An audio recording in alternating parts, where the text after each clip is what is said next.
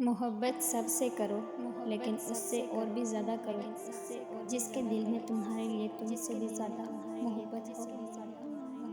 حضرت علی نے ارشاد فرمایا، انسانیت بہت بڑا خزانہ ہے، اسے لباس میں نہیں انسان میں تلاش کرو۔ جب بہترین کی خواہش ہو تو اللہ کی طرف دیکھو، اپنی خواہشات کی طرف نہیں، کیونکہ ہم نہیں جانتے کہ وہ کتنا بڑا ہے۔ اگر تمہیں پیار ہے کسی سے تو اسے رب سے مانگو، اگر تمہارے ارادے پاک ہوں تو اللہ انشاءاللہ کن فرما دے گا۔ اگر لوگوں کو عزت دینا اور معاف کرنا تمہاری کمزوری ہے تو تم دنیا کے سب سے زیادہ طاقتور ہو۔ کفر کے بعد سب سے بڑا گناہ دل آزاری ہے، چاہے وہ مومن کی ہو یا کافر کی۔ ان لوگوں پر اعتبار کرو جو تمہاری تین باتیں بھانپ سکیں، تمہاری ہنسی میں پوشیدہ درد، تمہارے غصے میں پوشیدہ پیار۔ اپنے بہترین وقت کو نماز ادا کرنے میں وقف کیا کرو، کیونکہ تمہارے سب کام تمہاری نماز کے بعد قبول ہوں گے۔ ان لوگوں پر اعتبار کرو جو تمہاری تین باتیں بھانپ سکیں، تمہاری ہنسی میں پوشیدہ درد، تمہارے غصے میں پوشیدہ پیار، تمہاری خاموشی میں پوشیدہ وجہ۔ مشکل ترین کام بہترین لوگوں کے حصے میں آتے ہیں، کیونکہ وہ اسے حل کرنے کی صلاحیت رکھتے ہیں۔ جب اللہ کسی کو پسند کرتے ہیں تو اس کی پریشانیاں دور کر دیتے ہیں تاکہ اسے اپنے قریب کر سکے۔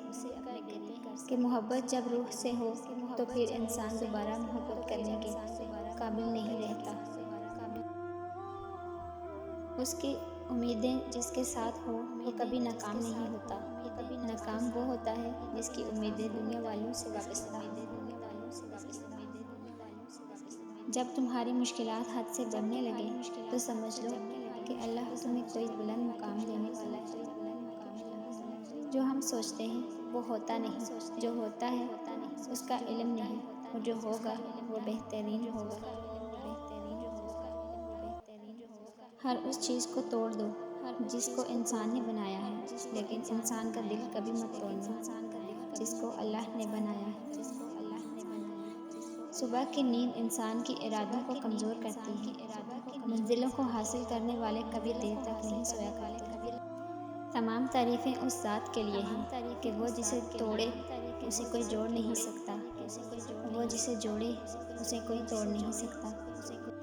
اپنے دل کو مضبوط بناؤ اور اللہ پر یقین کرو، وہ تمہاری ہر مشکل آسان کر دے گا۔ کبھی اپنی زبان سے کسی کے عیب بیان نہ کرو، کیونکہ عیب تم میں بھی ہے اور زبان لوگوں کو بھی ہے۔ اپنے دن کا آغاز صدقہ دینے سے شروع کرو، اس دن تمہاری کوئی دعا رد نہیں کی جائے گی۔ پسند اس کو نہ کرو جو دنیا میں سب سے زیادہ حسین ہو، بلکہ پسند اس کو کرو جو تمہاری عزت کرتا ہو۔